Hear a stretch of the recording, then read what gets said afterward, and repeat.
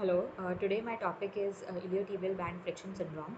It is one of the commonest sports injuries, and this topic is final year, and the subject's name is PT Ortho. In the next slide, you can see the picture of the iliotibial band, which it originates from the ASIS and it inserts at the distal femoral condyle.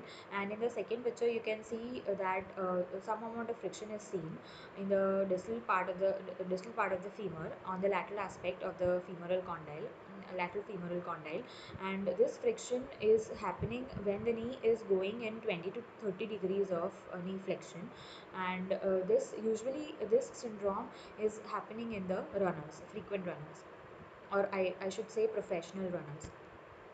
Like I said, it is the second most common running injury and a main cause of the lateral knee pain in the runners. And what are the causes? Excessive friction of the distal tibial band as it moves over the lateral femoral condyle during the repetitive knee flexion, and here the degrees of knee flexion is around 20 to 30 degrees.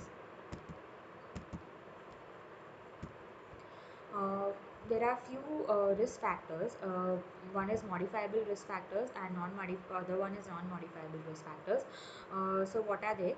Reduced flexibility and muscle weakness, particularly the hip abductor muscles, that is gluteus medius. And if there is any discrepancy in the leg length, and if the lateral condyle is more prominent than normal, so these are the risk factors. Clinical features: on examination, you will find tenderness in the area of the distal lateral femoral condyle. There might be crepitus and local swelling might be seen if there is acute case. And when you do repeated knee flexion or extension, that movement will reproduce the symptoms. And which special test do we do here? We do Ober's test here, and check the associated tightness of Gmax or IT band, and you might even see the associated weakness of the hip abductor muscles, that is gluteus medius muscle. Here the treatment is soft tissue treatment. The conservative treatment is done here, that is dry needling on the affected area wherever there is trigger point or tenderness. Then self massage can be taught to the athlete, and stretching of the iliotibial band. And you can also do strengthening of the hip extensor muscles, external rotator muscles, and the abductor muscles. Coming on to the second common sports injury that is usually seen in the adolescent age, and the name is Osgood-Schlater's disease. Here, it is an osteochondritis that occurs at the growth plate of the tibial tuberosity. Like I said, it is more commonly seen in the adolescent and in male population rather than female population, and it happens during the repeated forced knee extension, especially in the sports involving running and jumping. You can see the tendon which is erupted at the tibial tuberosity.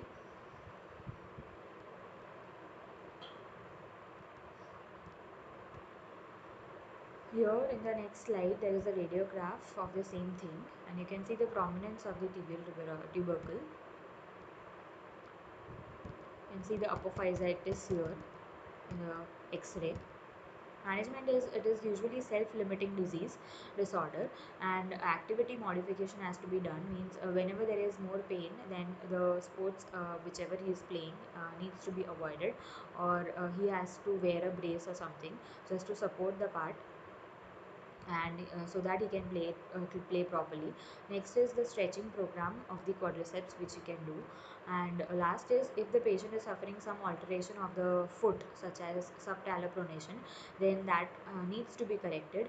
The major reason for correction of subtalar pronation is that it will involve the knee kinetics and kinematics if the foot is in abnormal position, and it will affect the knee also. That is why it is equally important to focus on the distal part while treating the proximal structure.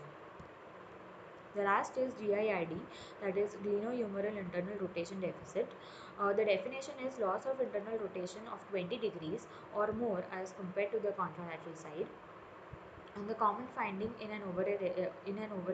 common finding it happens in the overhead athlete, where external rotation is usually more, and so internal rotation will be less than normal. Causes are tightness of the posterior capsule of the shoulder and tightness of the muscular tendinous unit of the posterior rotator cuff. How do we diagnose GIRD? We usually do in supine line position. We take the patient in supine line position and just check the range of motion. And on the dominant side, we will find that internal rotation is less and the external rotation is more. Okay, more than normal. External rotation is more than normal. It goes a little bit beyond normal, and internal rotation is restricted. So that is known as GIRD. And the treatment is stretching of the internal rotation in different positions. And second is PNF, proprioceptive neuromuscular facilitation. Here two techniques of PNF are given. One is hold relax and the other one is contract relax. Both of them are used to increase the range of motion. That's why we are using only these two techniques. Then Maitland mobilization is given for increasing the internal rotation. Then two stretches can be given, cross arm stretch and the sleeper stretch. Sleeper stretch is shown here. The patient is in sideline position and with the other hand, with the help of the other hand, that is the normal hand, is doing the internal rotation passively, you can say. And this is the cross arm stretch. This will stretch the posterior capsule of the shoulder joint, which is usually tight in this condition. And this is similar to the trapezius muscle stretch. So Maitland glide, which glide we will give here? We will give the AP glide, that is anterior to posterior glide, for increasing the internal rotation. Thank you.